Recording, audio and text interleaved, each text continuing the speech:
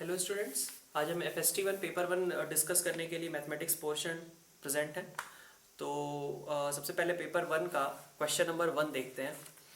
Question number 1 में क्या दे रखा है कि एक एक्सप्रेशन दे रखा है, उसमें कुछ टर्म के पावर में n+1, n+2 और n इस तरीके की पावर्स प्रेजेंट हैं और डिविजिबिलिटी के बारे में कहा गया है। तो सबसे पहले तो ये चीज समझ में आनी चाहिए क्वेश्चन को देखते ही साथ कि ऑफ कोर्स ये क्वेश्चन किस चीज से रिलेटेड होगा, क्योंकि n belongs to natural number भी दिया हुआ है। इसका मतलब ऑफ कोर्स वो चीज रिलेटेड किससे है, क्वेश्चन बाइनोमियल थ्योरम से। ये चीज क्लियर है। तो सबसे पहले मैं एक्सप्रेशन लिख देता हूं। एक्सप्रेशन दिया गया है f of n is equal to 37 raise to power n+2 plus 16 raise to power n+1 plus 30 raise to power n। ये एक्सप्रेशन दे रखा है, इसकी डिविजिबिलिटी चेक करनी है।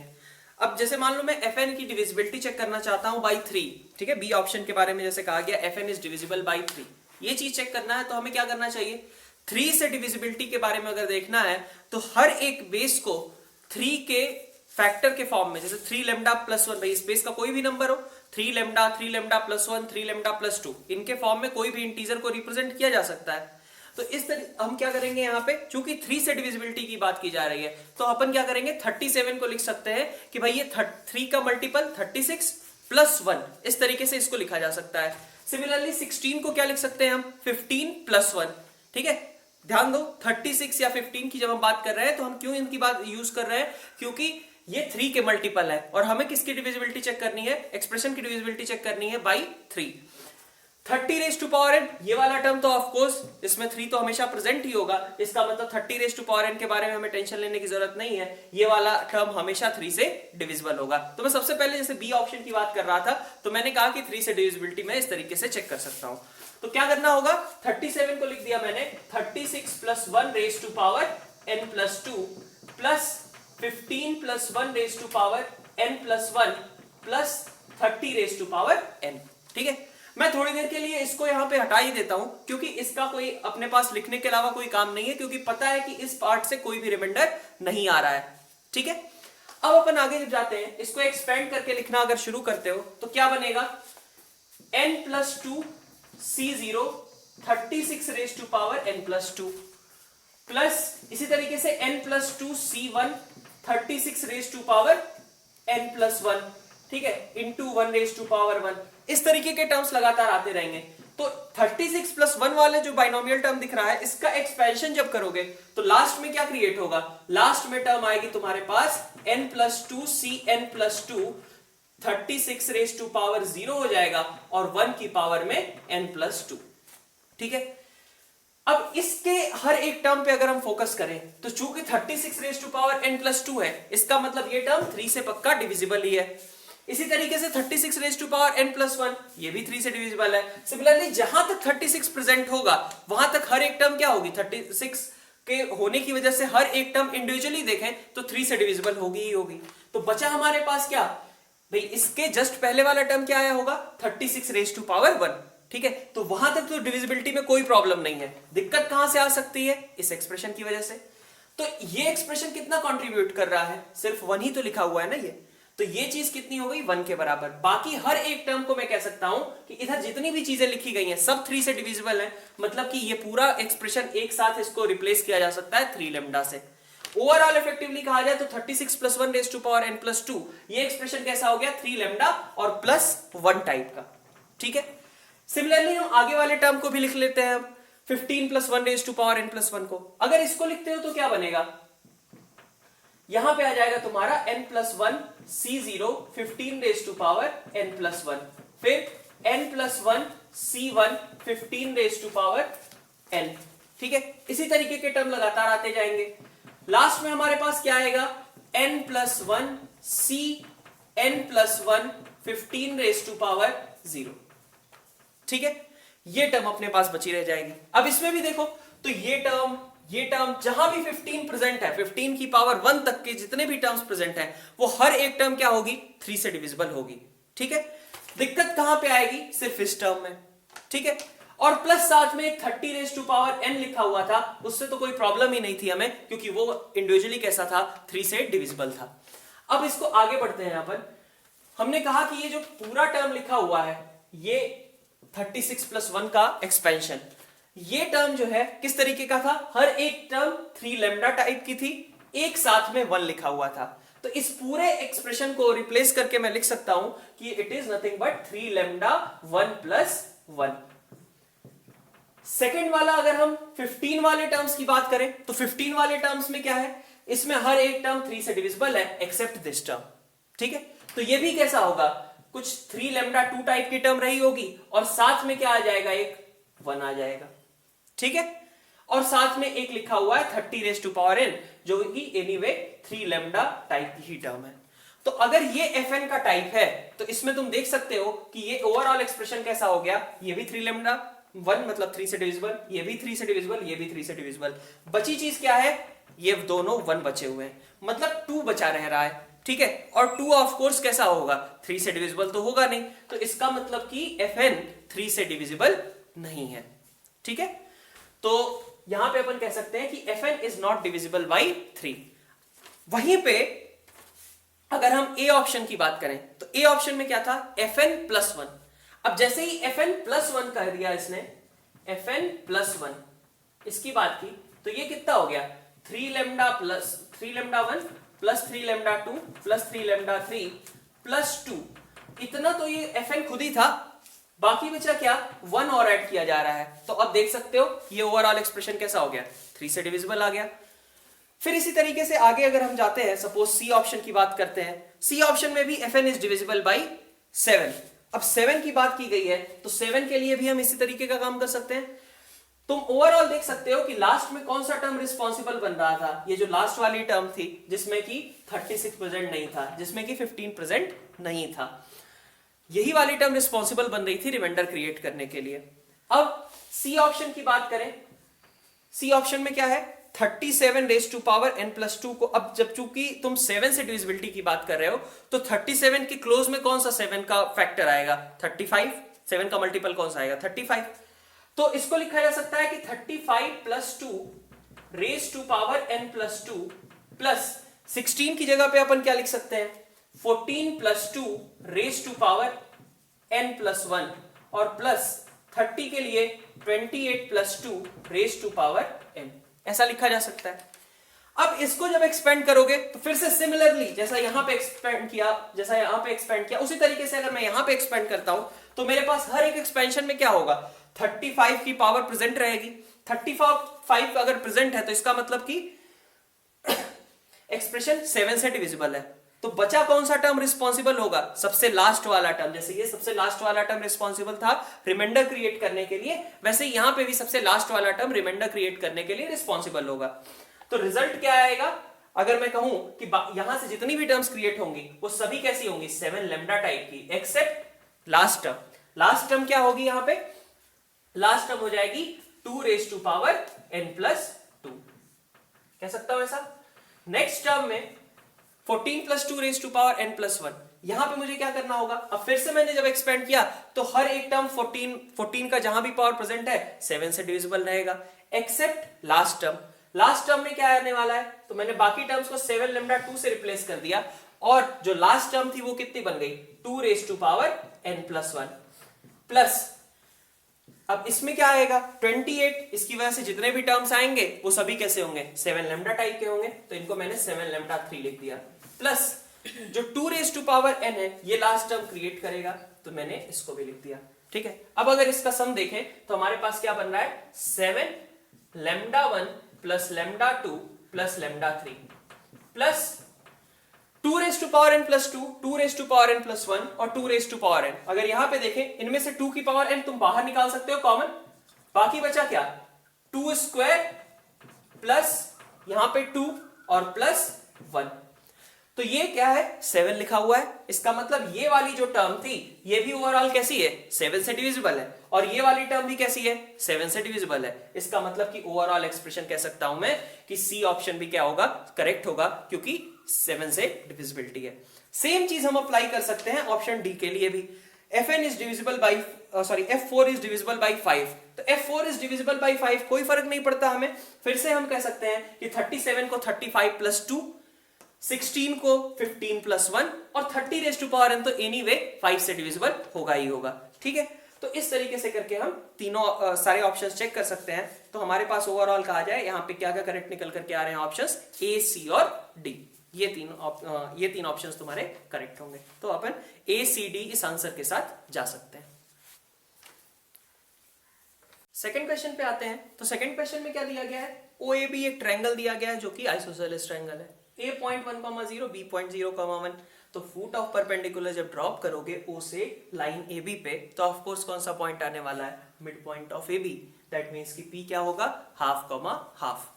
इसके बाद P1 की अगर हम बात करें तो P1 पॉइंट क्या आ जाएगा, हाफ कॉमा 0 आ जाएगा। मैं कहता हूं कि मुझे P1, P2, Pn ये डिस्टेंस के लिए एक पैटर्न ही तो आइडेंटिफाई करना है ना। OP1, OP2, OP3 ये सब क्या आ रहे हैं, उसके बेसिस पे हम एक पैटर्न आइडेंटिफाई कर सकते हैं। तो क्वेश्चन जहां तक सॉल्व करने की बात है, तुम यहीं से इसको आइडेंटिफाई कर सकते हो कि OP1 कितना आ गया, हाफ आ गया। अब अगर मुझे M1 फाइंड आउट करना है तो मुझे पहले M1 के कोऑर्डिनेट्स की रिक्वायरमेंट होगी। तो OP लाइन की अगर हम बात करें, ठीक है, लाइन OP की इक्वेशन क्या है, लाइन OP मतलब ओरिजिन और हाफ कॉमा हाफ को ज्वाइन कर रही है। तो ऑफ कोर्स ये लाइन कौन सी है, y is equal to x। अब y is equal to x पे जब हम हाफ कॉमा 0 से परपेंडिकुलर ड्रॉप करेंगे तो foot of perpendicular upon M1 निकाल सकते हैं इजीली, ठीक है।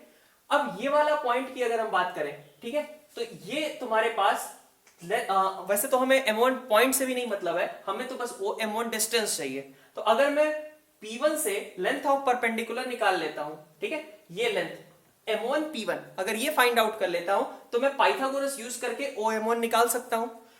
तो मेरे पास अगर मैं P1 M1 लेंथ की बात करूं तो P1 M1 लेंथ कितनी आएगी, हाफ कॉमा 0 से y is equal to x पे अगर लेंथ ऑफ परपेंडिकुलर निकालते हो तो वो कितना आ जाएगा, हाफ डिवाइडेड बाई √2।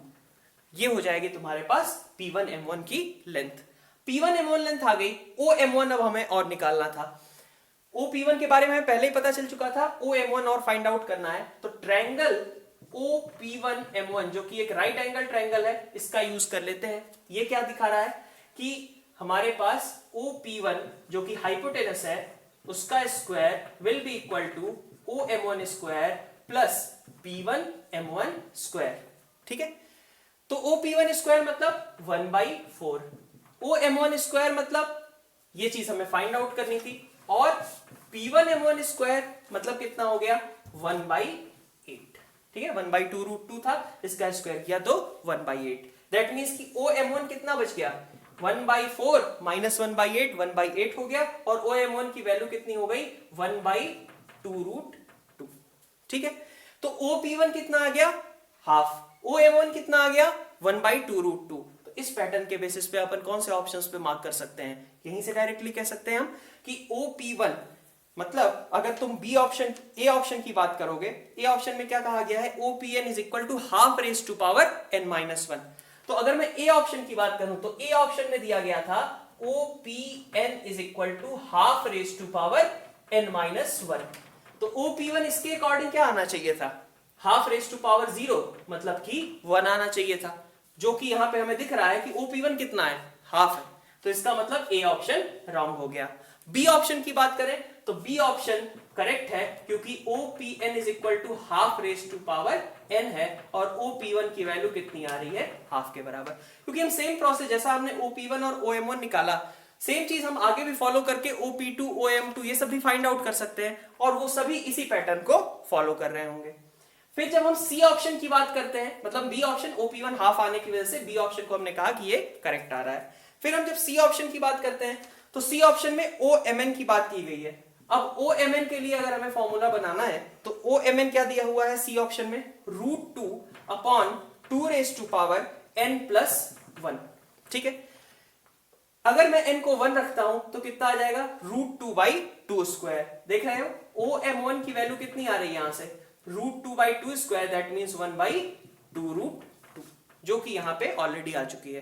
तो इसका मतलब मैं कह सकता हूं कि सी ऑप्शन भी करेक्ट है, ठीक है। और डी ऑप्शन इसी बेसिस पे अपन कह सकते हैं कि रॉन्ग होगा, इसलिए अपन बोल सकते हैं कि डी ऑप्शन जो है वो रॉन्ग है। अपन बी और सी ऑप्शन ये दोनों करेक्ट ऑप्शंस हैं जिसके साथ अपन कंटिन्यू कर सकते हैं। अगर अपन जाते हैं तो सिंपल सी बात है, करने को हर कोई वैसे ही करेगा पेपर में, ठीक है, कि अपने को मिनिमम वैल्यू निकालनी है, ठीक है। सबसे पहले तो वो साइड्स ऑफ ट्रायंगल की बात की जा रही है, मतलब हर एक टर्म कैसी है, पॉजिटिव है, even b plus C minus A, because b plus C will be greater than A according to sides of triangle, दो साइड्स का सम तीसरे से बड़ा होगा। तो हर एक टर्म पॉजिटिव है और इन पॉजिटिव टर्म्स के बारे में हमें कुछ कमेंट करना है। तो हर किसी को पता है कि अपन सॉल्व कैसे करने वाले हैं इसको, जबकि तीनों आपस में बराबर होंगे। मिनिमम वैल्यू तो तभी आनी है, तो जब a is equal to b is equal to c होगा तो तुम डायरेक्टली पुट करके देख सकते हो कि आंसर विल बी 3, कि मिनिमम वैल्यू 3 होगी। बट इसने क्या कहा है, क्वेश्चन की लैंग्वेज समझो, कहा है कि this can be equal to, that means it can take anything greater than और equal to 3, so options a and b that will be correct. तो क्वेश्चन सॉल्व करना तो हमारा यहीं से डन हो गया। मेथड एक बार देख लेते हैं इसके अलावा, हालांकि हमें पता है कि इस तरीके के मेथड्स अपन यूज नहीं करेंगे एग्जाम टाइम में, तो हमें कुछ इसी तरीके से क्वेश्चन सॉल्व करके निकलना होगा। अब क्वेश्चन नंबर 3 पे अपन देखें तो ये क्या है कि दे रखा है a upon B plus C minus A, b upon C plus A minus B और c अपॉन ए प्लस बी माइनस सी, इन तीनों का सम दे रखा है। ठीक है, अब अगर ये x था तो इनका 2x क्या बनने वाला है, 2a upon B plus C minus a, 2b upon C plus A minus B और 2c upon a plus B minus c. ठीक है, अब थोड़ा इसको एक तरीके के पैटर्न में लाने के लिए, नंबर ऑफ वेरिएबल्स रिड्यूस करने के लिए, अगर मैं इन केस यहां पे 2x और इधर 3 ऐड कर देता हूं, ठीक है, तो 2x प्लस 3 मतलब मैं क्या करना चाह रहा हूं कि 3 मैं राइट साइड में भी ऐड कर रहा हूं, लेफ्ट साइड में भी ऐड कर दिया, लेकिन राइट साइड में जब मैं 3 ऐड कर रहा हूं तो हर एक टर्म में मैं 1 1 ऐड कर रहा हूं। बेनिफिट क्या मिलेगा मुझे, 2a upon B plus C minus a plus 1, फिर इसी तरीके से 2b अपॉन सी प्लस ए माइनस बी प्लस 1, फिर 2c अपॉन ए plus B minus c plus 1। तो मेरे पास आ जाएगा a plus b plus c common, बाकी बचा 1 upon B plus C minus a, 1 upon C plus A minus b, 1 upon A plus B minus c. ठीक है क्या, अब बाकी बची हुई ये चीज है। अब इसमें थोड़ा सा ट्रिक हो जा रहा है तुम्हारा, पहले तो ट्रिकी पोर्शन अगर हम कहें तो यही हो गया। अब इस पोर्शन में भी और ज्यादा क्या चीज है, तो इस पार्ट पे अगर अपन ध्यान दें, अगर मैं 3 नंबर्स लेता हूं, 1 upon B plus C minus a, 1 upon C plus A minus B और तीसरा लेता हूं 1 अपॉन ए प्लस बी माइनस सी, और इन तीनों का एम इन तीनों के एचएम से बड़ा होगा, तो एम ग्रेटर देन और इक्वल टू एचएम का कंसेप्ट मैं यूज कर रहा, और इन तीनों का एचएम कितना आएगा, इन तीनों का एचएम हो जाएगा तुम्हारे पास 3 डिवाइडेड बाई, ठीक है, इसका रेसिप्रोकल प्लस इसका रेसिप्रोकल प्लस इसका रेसिप्रोकल, इन तीनों टर्म्स के रेसिप्रोकल्स का सम कितना रहने वाला है, a प्लस बी प्लस सी। सो अगर हम कहें तो इन तीनों का, ये जो चीजें तुम्हें दिख रही हैं, इससे रिजल्ट क्या निकल करके आ गया कि इन तीनों का sum greater than 9, 3 into 3 9 upon ए प्लस बी प्लस सी। तो हम कह सकते हैं कि 2x प्लस 3 तुम्हारा कैसा है, ये पूरा a प्लस बी प्लस सी, और इनटू साथ में जो टर्म लिखी गई है उसके बारे में मुझे पता चला कि ये तो भाई 9 upon a plus b plus c से बड़ी थी, तो प्रोडक्ट कैसा आएगा, ग्रेटर देन और equal to 9, so x can take anything greater than और इक्वल टू 3। तो इस तरीके से पूरा प्रोसेस है, बट तुम्हें भी पता है कि एग्जाम में कैसे करना है, a is equal to b is equal to c के अकॉर्डिंग एग्जाम में काम करेंगे। तो नेक्स्ट अपन क्वेश्चन नंबर 4 पे जाते हैं। क्वेश्चन नंबर 4 में सबसे पहले तो तुम्हें क्वेश्चन देख करके आइडिया लगाना चाहिए कि भाई ये किस टॉपिक से कोरिलेटेड है। क्वेश्चन क्या दिया गया, 2 एक्सप्रेशंस लिखे हैं, एक थीटा के टर्म्स में और एक फाई के टर्म्स में। अगर मैं देखूं तो दोनों एक्सप्रेशन बिल्कुल सेम है, सिर्फ एक जगह थीटा लिखा हुआ है, एक जगह फाई लिखा हुआ है। इसका मतलब ये पक्का है कि ये इस तरीके की चीजों को हम कहाँ पे यूज करते हैं, थ्योरी ऑफ इक्वेशन। यहाँ पे यूज क्या करते हैं कि एक एक्सप्रेशन है कोई पॉलिनोमियल और उसके 2 रूट्स एग्जिस्ट करते हैं, ठीक है, क्योंकि यहाँ पे थीटा और फाई दोनों एक ही एक्सप्रेशन को फॉलो कर रहे हैं। अगर मैं ऐसे लिख देता थोड़ी देर के लिए, मान लो कि x minus A cos b plus y sine b is equal to a, ठीक है, तो इसमें कहता कि b की 2 वैल्यूज पॉसिबल है, थीटा और फाई, ठीक है क्या।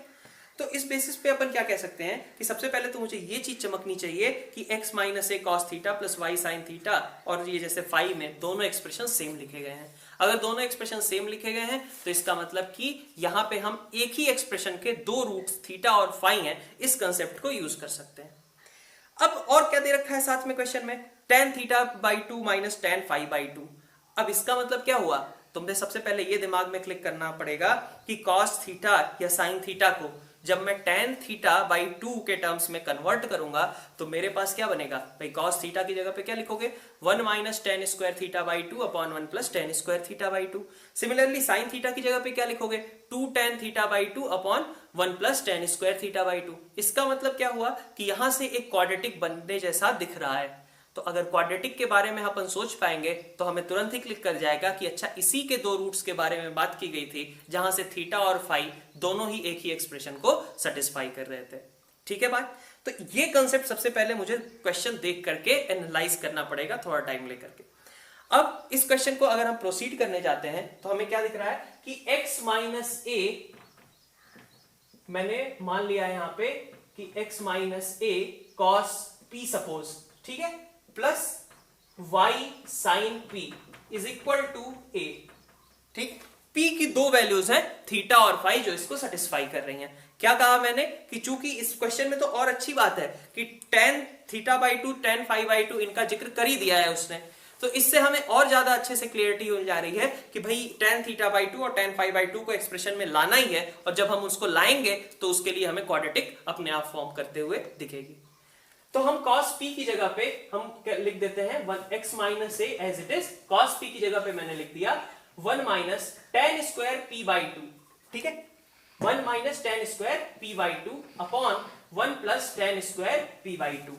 t क्या रिप्रेजेंट कर रहा है यहाँ पे tan p बाई 2, इतना लिखने की जगह मैंने सिर्फ t लिख दिया है, प्लस y साइन p, तो 2t upon 1 plus t square is equal to a।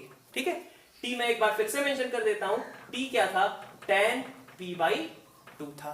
ठीक है, अब यहां से मुझे क्वाड्रेटिक बनती हुई दिख रही है t में, उसके बेसिस पे मैं कह सकता हूं कि मेरे पास दो वैल्यूज आएंगी t1 और t2 जो कि करस्पॉन्डिंगली थीटा और फाई को रिप्रेजेंट करेंगी। ये बात क्लियर है।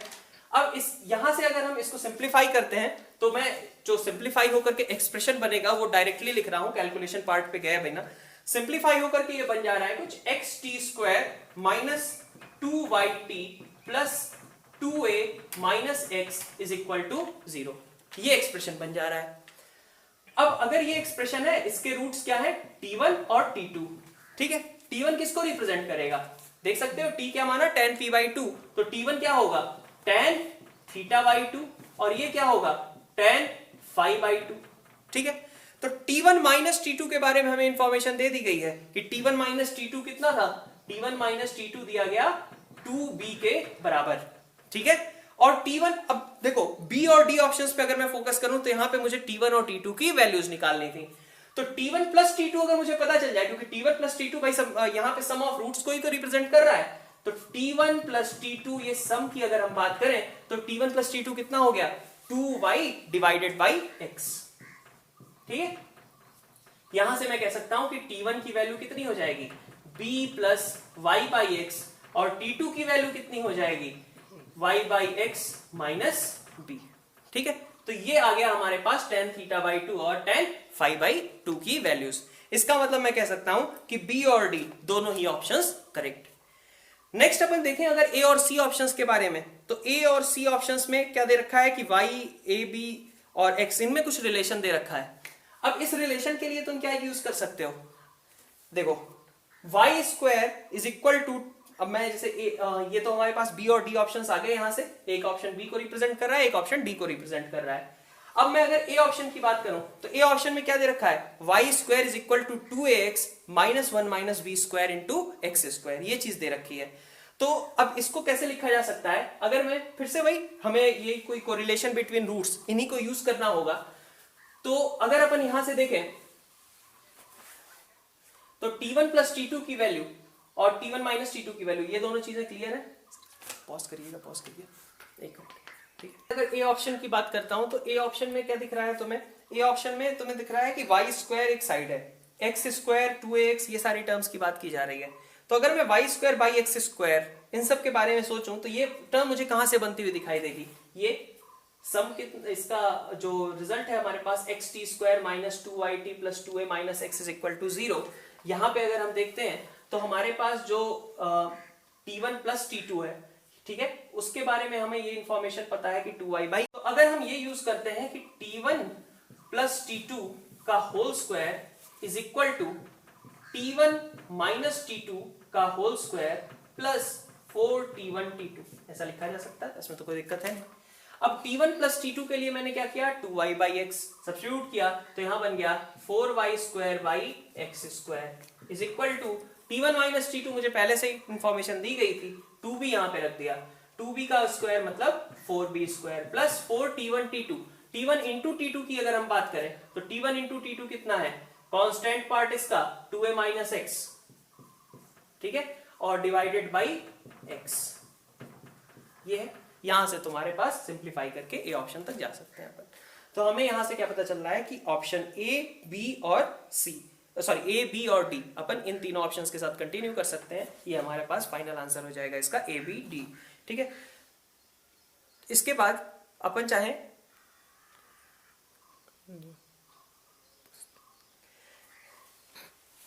पॉज कर दीजिए, सी ऑप्शन में देखो, तो सी ऑप्शन भी हमारे अब मतलब ए और सी के लिए तुम चाहो तो ऐसे भी जा सकते हो कि तुम पहले ऑप्शंस को सिंप्लीफाई कर लो, ठीक है। ए ऑप्शन वैसे मैंने करके दिखा दिया है, बट फिर भी तुम चाहो तो एक और तरीके से समझ सकते हो कि अगर मैं इसको थोड़ा सिंप्लीफाई करके लिखूं तो मैं जैसे सी ऑप्शन की बात कर लेता हूं। सी ऑप्शन को कैसे लिख सकता हूं, y square by x square is equal to 2b by x minus 1 minus a square, इस तरीके से लिख सकता हूं।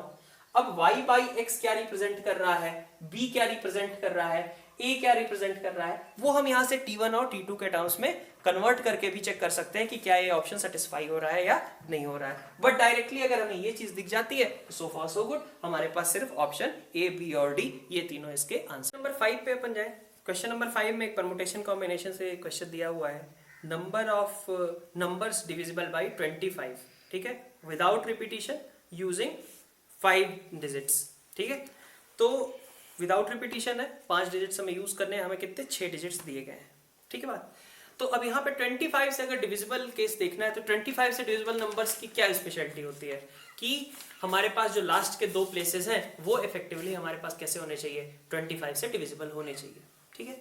इसका मतलब मेरे पास क्या तरीका है कि अब जो गिवन हमारे पास नंबर्स हैं क्वेश्चन में, उसके अकॉर्डिंग अगर देखें तो लास्ट के 2 प्लेसेस पे अगर मान लो मेरे पास 50 लिखा हुआ है, ठीक है, तो मुझे क्या दिख रहा है कि अगर मेरे पास यहाँ पे 50 है तो इसका मतलब इसके पहले मैं कुछ भी 3 डिजिट लिख दूं, ये नंबर हमेशा कैसा होगा, 25 से डिविजिबल होगा। सिमिलरली अगर मेरे पास और क्या पॉसिबिलिटी है, अगर मैं यहाँ पे 25 है और 25 के आगे 3 डिजिट कोई से भी लगा देता हूं तो हमारे पास जो नंबर बनेगा वो कैसा होगा, 25 से डिविजिबल आएगा, ठीक है। और कोई कॉम्बिनेशन तो ऐसा है नहीं कि लास्ट के 2 प्लेसेस ऐसे बन जाएं जिनमें हमारे पास मतलब डिविजिबिलिटी पॉसिबल हो, ठीक है।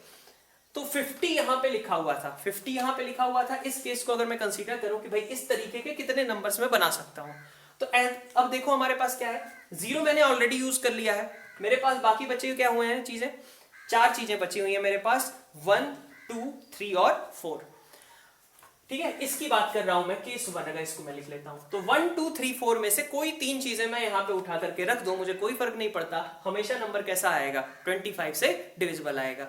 इसका मतलब क्या हुआ कि पहले प्लेस को भरने के लिए मेरे पास कितने तरीके हैं, 1, 2, 3, 4, हमारे पास 4 तरीके हैं।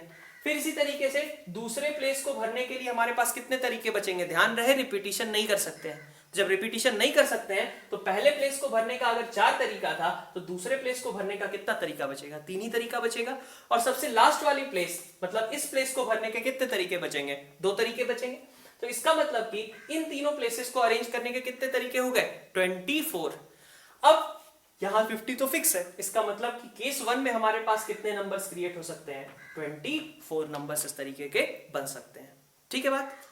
नेक्स्ट मैं केस 2 की बात करता हूं। केस 2 जबकि हमारे पास 25 है, अब यहां पे थोड़ा सा तुम्हें सोचना पड़ेगा कि 25 के केस में हमारे पास पहले 3 प्लेसेस जो हैं, क्योंकि यहाँ पे जीरो मैंने लास्ट दो प्लेस में यूज कर लिया था, तो मेरे पास चॉइस ही नहीं थी कि मैं पहले तीन प्लेसेस में कभी जीरो यूज करूंगा, ऐसा हो ही नहीं सकता था, क्योंकि क्वेश्चन में दिया गया था कि रिपीटिशन नहीं करना है।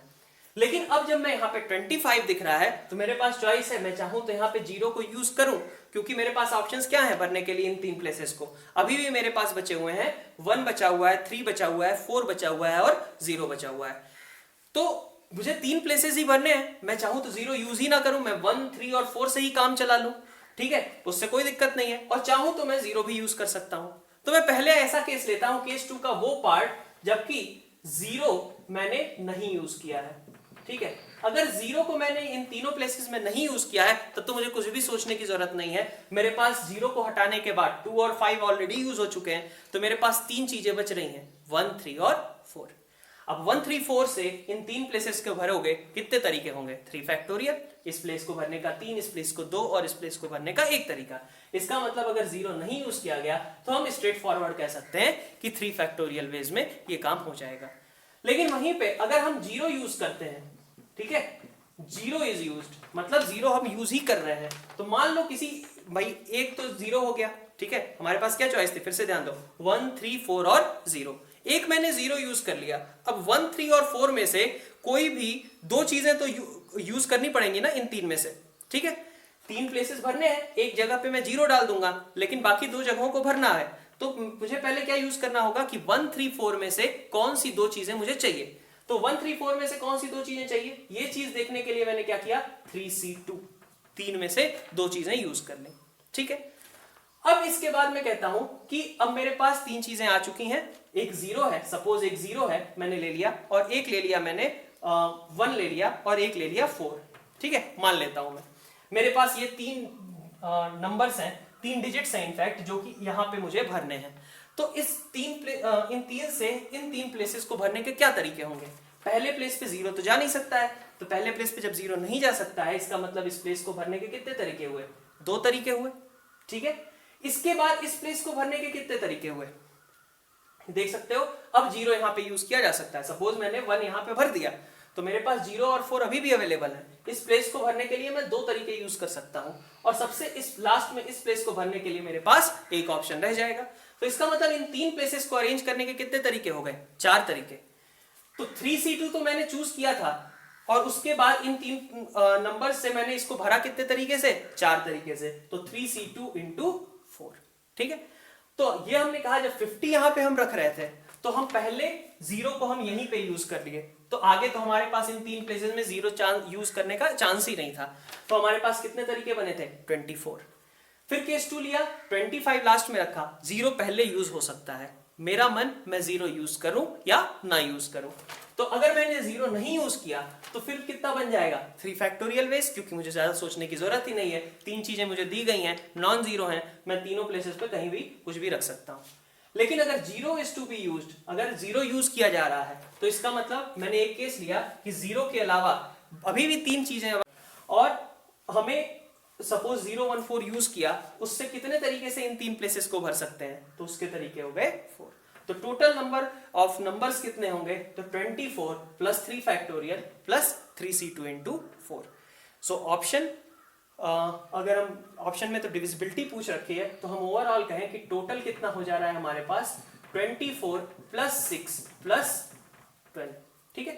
तो ये हमारे पास 42 आ जा रहा है। 42 दैट मींस कि ABCD चारों ऑप्शंस करेक्ट होंगे, तो अपन ABCD ऑप्शंस के साथ जा सकते हैं। क्वेश्चन नंबर 6 अगर अपन देखें, तो क्वेश्चन नंबर 6 में इस तरीके का कुछ दो सर्कल्स दे रखे हैं, दोनों सर्कल्स ओरिजिन से होकर पास करते हैं और एक्सटर्नली टच कर रहे हैं, ठीक है। और हमें क्या कहा गया है, हमें एक ट्रायंगल फॉर्म करना है जो कि कॉमन टेंजेंट्स के थ्रू ड्रॉ हो। तो कॉमन टेंजेंट्स कैसी बनेंगी यहाँ पे, चूंकि ये दोनों सर्कल्स एक दूसरे को टच कर ही रहे हैं डायरेक्टली ओरिजिन पे, तो अपन कह सकते हैं कि एक तो यही लाइन हो गई, मतलब y axis itself will work as a common tangent. इसके अलावा अगर अपन देखें बिसाइड्स y एक्सिस, अगर एक इस तरीके की हमारे पास डायरेक्ट कॉमन टेंजेंट आएगी, और सिमिलरली इधर से भी हमारे पास एक डायरेक्ट कॉमन टेंजेंट आएगी, ठीक है। तो इस तरीके के हमारे पास दो डायरेक्ट कॉमन टेंजेंट्स होंगे, ठीक है। तो इन तीनों लाइंस के थ्रू कौन सा ट्रायंगल फॉर्म हो रहा है, ये एक भाई एक साइड ये यूज करनी है, एक साइड ये दूसरी डायरेक्ट कॉमन टेंजेंट, और तीसरा ये ट्रांसवर्स कॉमन टेंजेंट। अब यहाँ पे अपन क्या कहेंगे कि ये पॉइंट P अगर मान लेता हूं मैं, इसको सपोज Q मान लेता हूं और इसको R मान लेता हूं, तो इसी PQR ट्रायंगल की बात की जा रही है कि इसका एरिया वगैरह फाइंड आउट करना है। ठीक है, अब अगर तुम यहाँ पे देखो, सबसे पहले क्या रिक्वायरमेंट होगी, अगर हमें एरिया वगैरह निकालना है तो हमें इक्वेशंस चाहिए, और इक्वेशंस निकालने के लिए मैं कह सकता हूँ कि मुझे P पॉइंट की रिक्वायरमेंट होगी। हमेशा ध्यान रखो, डायरेक्ट कॉमन टेंजेंट या ट्रांसवर्स कॉमन टेंजेंट की अगर क्वेश्चंस करने हैं तो सबसे पहले हमें इस P पॉइंट के बारे में पता होना चाहिए। फॉर्चुनेटली यहाँ पे हम देखें तो ट्रांसवर्स कॉमन टेंजेंट हमारी क्लियर है, उसमें कोई दिक्कत नहीं है कि वो कौन सी होगी, y एक्सिस इटसेल्फ होगी। तो x इज इक्वल टू 0, ये ट्रांसवर्स कॉमन टेंजेंट का काम कर दे रहा है। इसके अलावा अगर अपन देखें P पॉइंट के लिए निकालने के लिए क्या करेंगे, तो अपन P कैसे मिलता है, अगर ध्यान हो तुम्हें तो हमने ये पढ़ रखा है कि C1 और C2 को जब हम R1:2 R2, ठीक है, C1 सेंटर और C2 सेंटर, इन दोनों को जब हम R1:2 R2 में एक्सटर्नली डिवाइड करते हैं, ठीक है, R1:2 R2 के रेशियो में C1 C2 को जब हम एक्सटर्नली डिवाइड करते हैं तो P पॉइंट मिलता है। तो सबसे पहले हमें P पॉइंट की रिक्वायरमेंट थी, कैसे निकालना है, C1 C2 को R1:2 R2 में एक्सटर्नली डिवाइड करके। यही चीज अगर ट्रांसवर्स कॉमन टेंजेंट की बात करते तो वहां पे एक्सटर्नली की जगह इंटरनली डिवाइड करके हमारे पास P पॉइंट आता। तो अगर हम C1 और C2 की बात करें तो हमें पता ही है कि C1 कितना है -4,0, C2 कितना है 1,0, और R1 की वैल्यू कितनी है 4, R2 की वैल्यू कितनी है 1। तो C1 C2 को R1:2 R2 में जब हम एक्सटर्नली डिवाइड करते हैं 4:1 के रेशियो में, तो P के कोऑर्डिनेट्स आ जाते हैं। इस बेसिस पे मैं कहता हूं कि P क्या आ रहा है, वो मैं कैलकुलेशन नहीं कर रहा, ये आ जा रही है वैल्यू हमारे पास 8/3, 0। ठीक है, तो P पॉइंट कितना हो गया 8/3, 0, ये P पॉइंट आ गया। अब चलो हमारे पास ये एरिया निकालना है। भाई एरिया निकालने के लिए तो चीज आसान हो सकती है, अगर हम यहाँ पे कह लें कि ये लेंथ कितनी आएगी।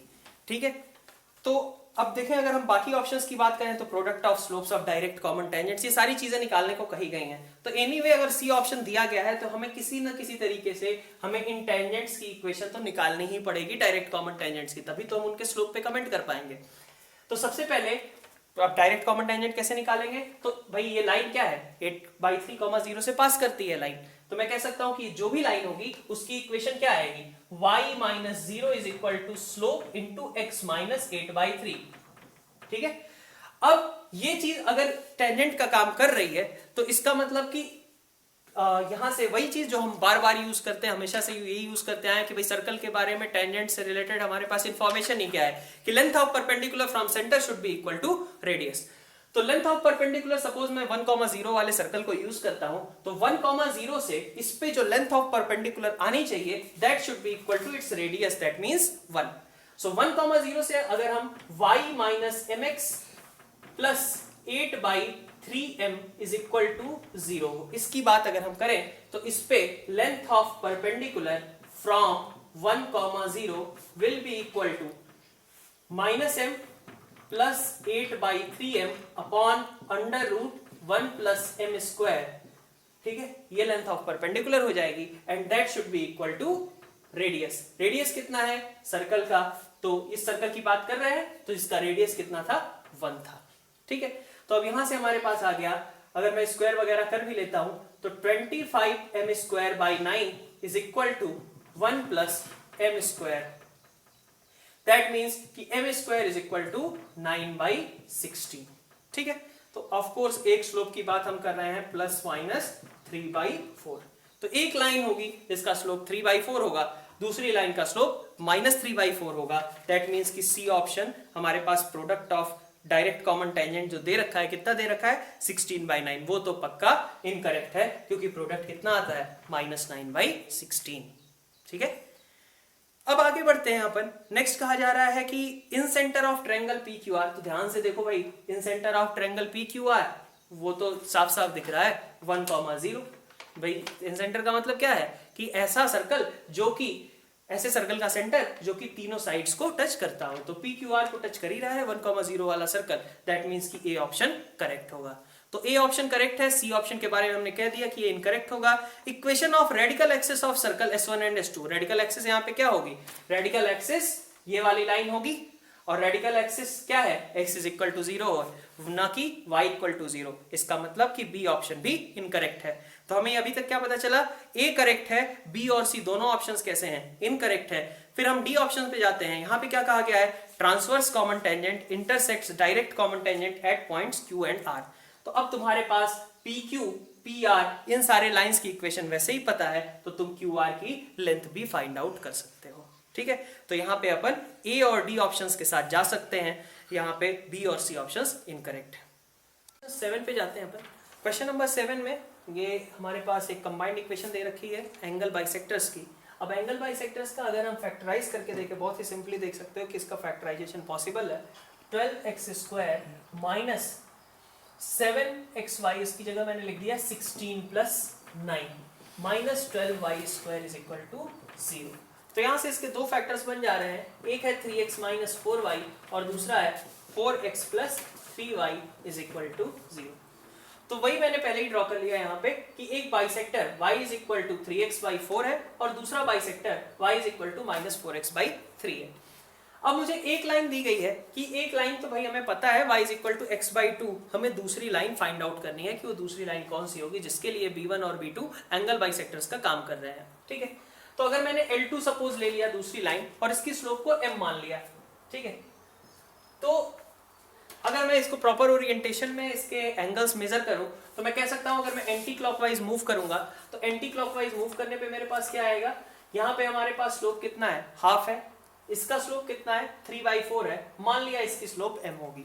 ठीक है, तो मैं कह सकता हूं एक ही डायरेक्शन में अगर अपन जाते जाएं तो जैसे एक ही डायरेक्शन जाने से मेरा मतलब है कि ऐसा फिर इस तरीके से ऐसा। ठीक है, तो हमें मॉड वगैरह अवॉइड कर सकते हैं। फिर आगे मैं कह सकता हूं कि हाफ, ठीक है, बीच का एंगल निकालने के लिए क्या फॉर्मूला होता है, m1 minus m2 upon 1 plus m1 m2, यही रहता है tan थीटा।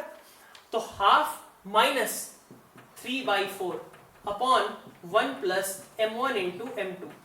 ठीक है, this thing should be equal to, यहां पे स्लोप कितनी थी 3/4, अब जैसे यहां से इधर गए वैसे ही इधर से और आगे जाएंगे, तो 3/4 minus m divided by 1 plus 3/4 into m। यहां से हमारे पास m में एक देख सकते हो कि एक लीनियर इक्वेशन बनती हुई दिखाई दे रही है। इस m की value after calculation you can find out to be 41/38। ठीक है, यहां से हमारे पास m की वैल्यू आ गई। दैट मीन्स कि हम कह सकते हैं ऑफ कोर्स कि ऑप्शन बी जो होगा वो करेक्ट होगा। फिर अपन जाए, ये ऑप्शन तो इनकरेक्ट हो गया क्योंकि वहां पर स्लोप कितनी थी -41/38 थी। फिर हम सी ऑप्शन की बात करें, area of triangle formed by lines and x + y is equal to 1। तो ये दो लाइंस तुम्हारे पास है, L1 और L2 इन दोनों की इक्वेशन पता है, तीसरी इक्वेशन पता है x + y is equal to 1। अब वहां से तुम एरिया ऑफ ट्रायंगल भी इजीली फाइंड आउट कर सकते हो। L1 लाइन हमने लिख ली कि L1 एक लाइन है y is equal to x/2, L2 एक लाइन दी गई है y is equal to 41/38x और L3 एक लाइन दी गई है हमारे पास x + y is equal to 1। ठीक है, तो अब ये तीनों लाइंस दी गई हैं, इन तीनों लाइंस के थ्रू हमें फाइंड आउट करना है कि एरिया ऑफ ट्रायंगल कितना आएगा। तो तुम देख सकते हो कि L1 और L2 इनका पॉइंट ऑफ इंटरसेक्शन बहुत ही इजीली बताया जा सकता है। ठीक है, कि कितना हो रहा है हमारे पास 0,0। ठीक है, तो इस तरीके से हम कह सकते हैं कि हम अगर ये ट्रायंगल बनाते हैं तो हमारे पास एक लाइन ले ली मैंने y is equal to x/2, एक लाइन ले लिया 41/38x और तीसरी लाइन ले ली मैंने x + y is equal to 1। ठीक है, तो इनके point of intersection find out करने होंगे। ऑफ कोर्स ये पॉइंट ऑफ इंटरसेक्शन क्या आने वाला है यहाँ पे 0। y is equal to x/2 अगर लिया हमने तो यहाँ पे वैल्यू कितनी हो जाएगी, इन दोनों का पॉइंट ऑफ इंटरसेक्शन निकालते टाइम पे y की जगह पे x/2 रख दो तो 3x/2 is equal to 1। That means x is equal to कितना 2/3 and y will be equal to 1/3।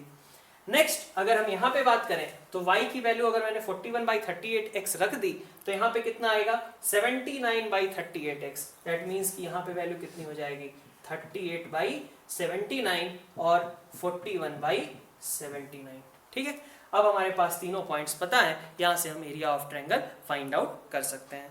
तो यहाँ पे भी तुम इस तरीके से ऑप्शन बी और सी के साथ जा सकते हो। 8 पे जाते हैं अपन। क्वेश्चन नंबर 8 में क्या दे रखा है कि हमें कहा गया है कि एक ट्रायंगल है ABC और उसको जो उसका इन सर्कल है वो DE और F पॉइंट्स पे टच करता है। तो अगर ABC को हम इस सर्कल के थ्रू हमने दिखाया कि ये DE और F पॉइंट्स पे टच कर रहा है रिस्पेक्टिव साइड्स को, जैसा कि क्वेश्चन में दिया गया है। फिर कहा कि BD, CE और AF ये लेंथ जो है वो कॉन्जिक्यूटिव इंटीजर्स है, तो हमने BD लेंथ को ले लिया x, CE को ले लिया x+1 और AF को ले लिया x+2, x जहां की एक इंटीजर होना चाहिए। अब हम आगे बढ़ते हैं, क्या कहा गया, इन सर्कल का रेडियस, ठीक है, इन सर्कल के रेडियस का फॉर्मूला क्या होता है, r is equal to delta by s, ठीक है। तो हमें इसका मतलब सारे साइड्स की रिक्वायरमेंट होगी। अब सारे साइड्स तक कैसे पहुंचे, और ऑफ कोर्स साइड्स एक बार निकल गए तो हमारे पास वो पेरीमीटर जो पूछा गया है वो तो आ ही जाएगा। तो क्वेश्चन क्या बना कि हमें साइड्स तक कैसे पहुंचना है। अब अगर हम एक्सटर्नल पॉइंट से, हमें पता होता है एक थ्योरम की एक्सटर्नल पॉइंट से जो लेंथ ऑफ टेंजेंट किसी सर्कल के लिए खींची जाती है वो आपस में क्या होते हैं, बराबर होते हैं। तो अगर BD x है तो इसका मतलब इधर B और F के बीच की डिस्टेंस अगर कहें BF डिस्टेंस, ये भी कितनी होगी, x ही होगी। अगर C x+1 है तो ये x+1, और इसी तरीके से ये लेंथ कितनी हो जाएगी, x+2, ठीक है। तो अब इस बेसिस पे अगर कहा जाए कि AB साइड की लेंथ कितनी है, तो AB साइड की लेंथ हो गई 2x+2। BC साइड की लेंथ अगर हम कहें, BC जिसको कि हम जनरली स्मॉल a से रिप्रेजेंट करेंगे, ये कितना हो गया 2x+1, और CA मतलब स्मॉल b, इसको हमने कह दिया कि ये कितना होगा 2x+3, ठीक है। ABC आ गया। अगर हमारे पास इसका मतलब x अगर पता चल जाता है तो हमें सारी साइड्स पता है, दैट मींस कि हम ट्रायंगल का पेरीमीटर फाइंड आउट कर लेंगे। तो हमारा क्वेश्चन क्या है, x फाइंड आउट करना है, और x फाइंड आउट करने के लिए चीज क्या दी हुई है कि इन सर्कल का रेडियस कितना आता है, 4 यूनिट्स आता है, ठीक है। तो delta by S, of course हमें s की वैल्यू फाइंड आउट करनी पड़ेगी, तो s अभी हमने x के टर्म्स में निकाल लिया, that means a plus b plus c by 2, that will be equal to 6x plus 6 by 2, तो this will be equal to 3x plus 3, ठीक है। तो स्मॉल r की बात करें, स्मॉल r कितना है, डेल्टा बाई s, तो 1/2 अंडर रूट s कितना था 3x plus 3, s minus a की बात करें तो कितना आएगा x plus 2, s minus b की बात करें तो कितना आएगा x, s माइनस c की बात करें तो कितना आएगा x प्लस 1, ठीक है।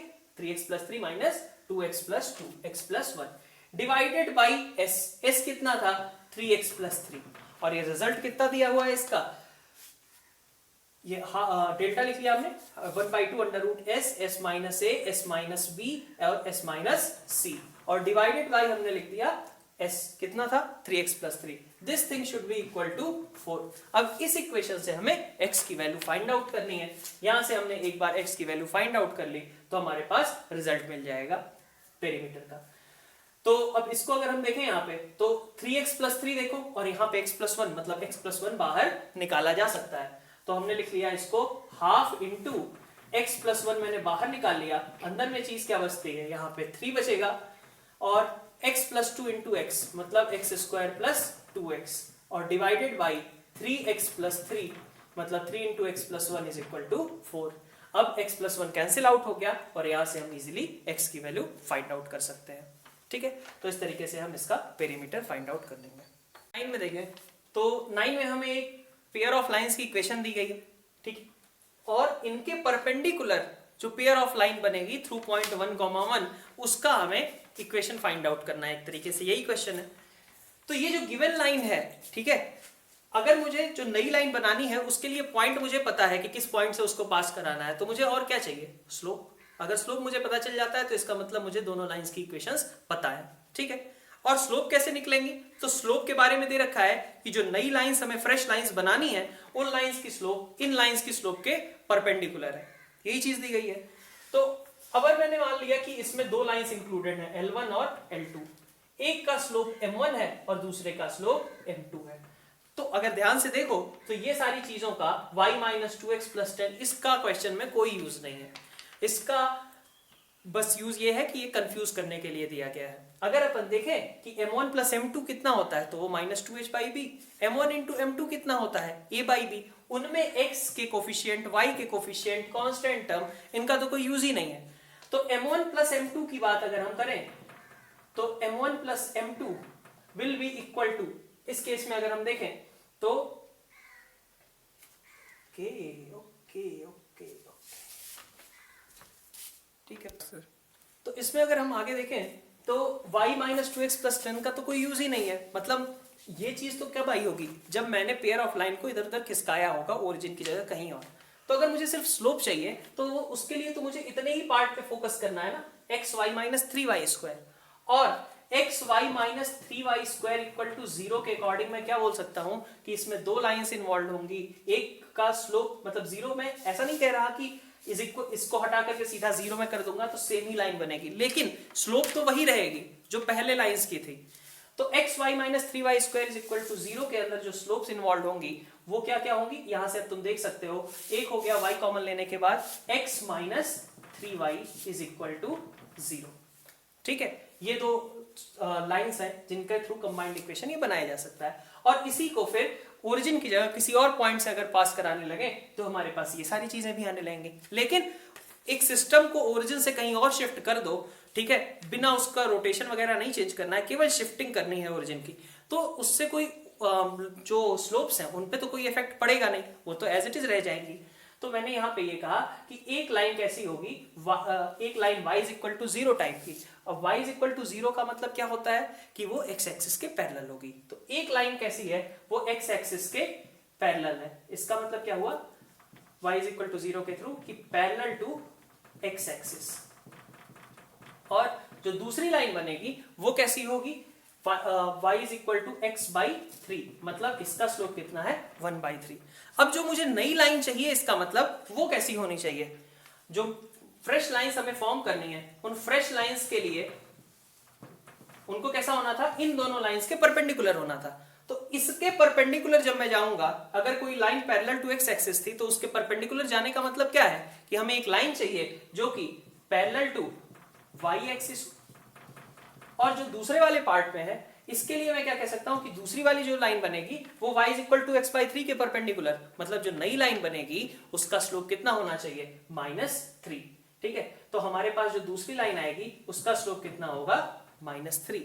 ठीक है, अब मुझे दोनों इक्वेशंस लिखने के लिए हमारे पास सफिशिएंट इंफॉर्मेशन है। एक तो ये है कि 1,1 से उसको पास करना था, 1,1 से पास करना था, और लाइन कैसी होनी थी, पैरेलल टू y एक्सिस। तो अगर पैरेलल टू y एक्सिस 1,1 से पास कराओगे तो लाइन क्या बनेगी, x इज इक्वल टू 1।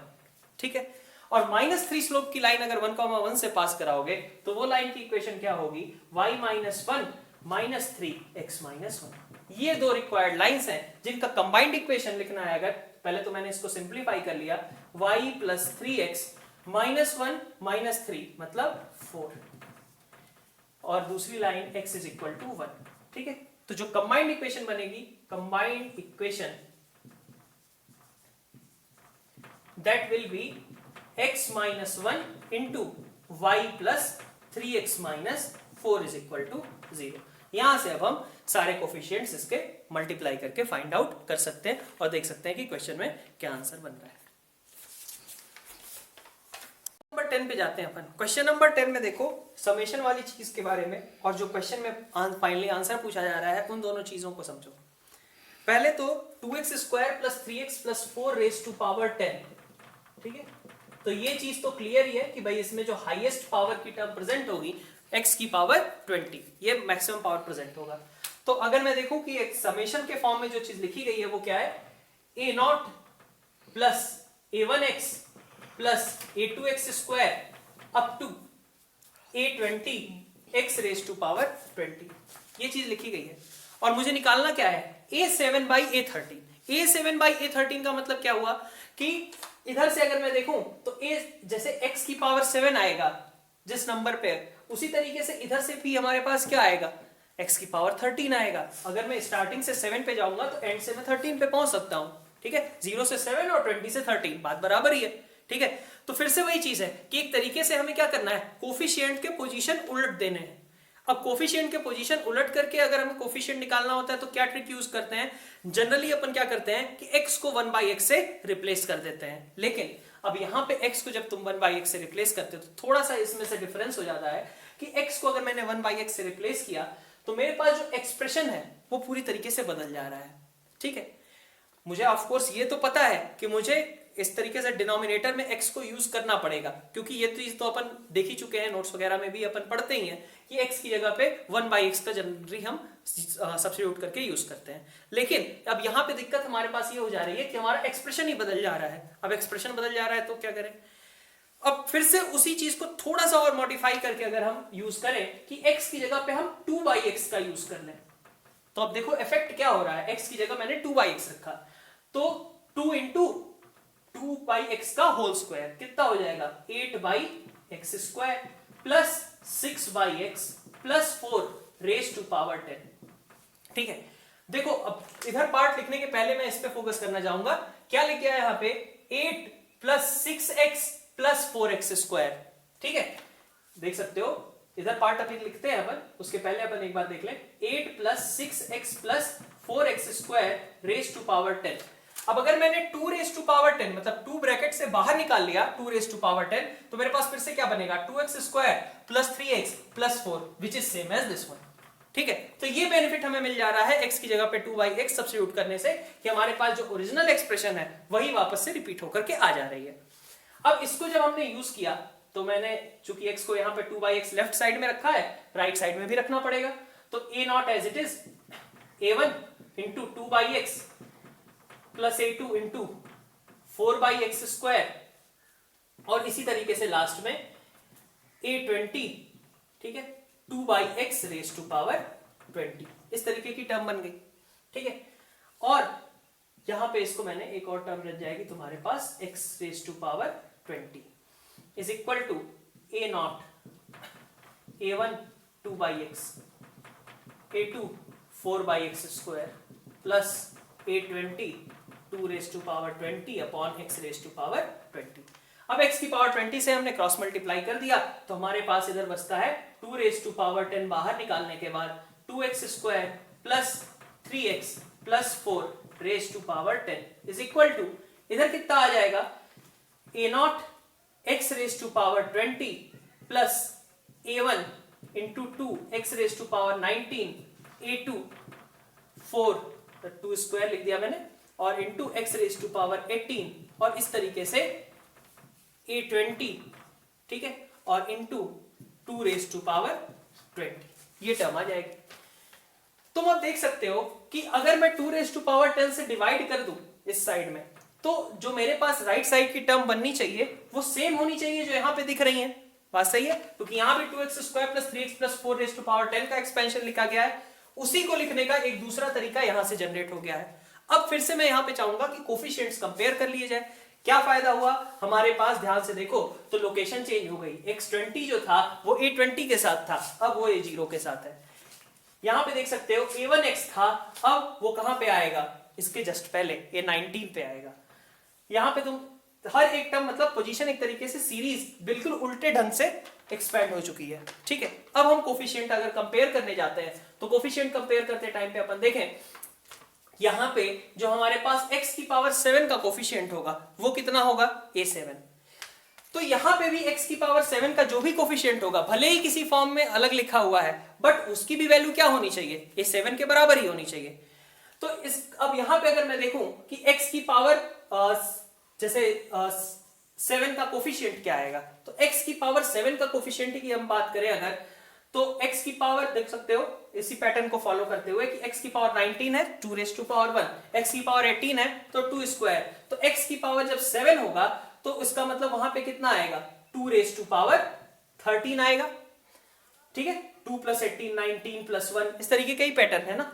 तो इसका मतलब जब हम x की पावर 7 पे पहुंचेंगे तो 2 की पावर कितनी हो चुकी होगी 13 हो चुकी होगी, और डिवाइडेड बाय क्या आएगा 2 की पावर 10, तो 2 raise to power 13 by 2 raise to power 10 और इनटू वहां पे और टर्म क्या होगी, अब देखो 18 है यहां 2 है, हम किसकी बात कर रहे हैं coefficient of x raise to power 7 की। तो x की पावर 7 का कोफिशिएंट जब हम यहां पे देख रहे हैं तो 2 रेज टू पावर 13, ठीक है, बाई 2 रेज टू पावर 10 और इनटू कितना आ गया a, यहां पे कितना आ जाना चाहिए तुम्हारे पास 13, ये बन जाएगा।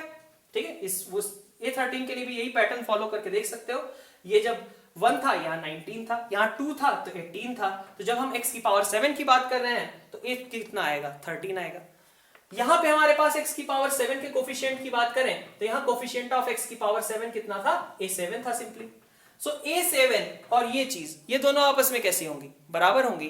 दैट मींस कि a7 should be equal to 2 cube into a13। That means अब हमें पूछा क्या गया है, a7 by a13 that should be equal to, this will be answer.